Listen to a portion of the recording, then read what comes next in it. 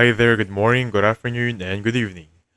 On this video, let's talk about how to install mods and custom maps in Minecraft. So for this one, install the mods for part 1, download and install the Forge.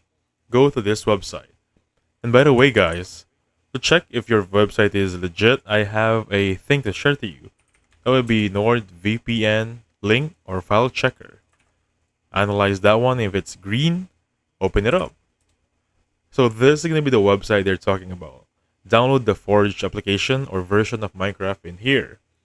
Going back on the tutorial, pick the version that matches your Minecraft. Step 2, launch Minecraft with Forge.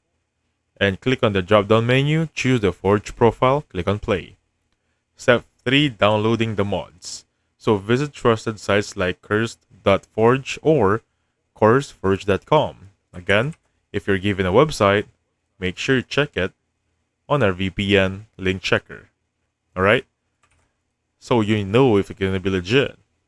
Going back there, download the .jar mod files that match your Forge versions.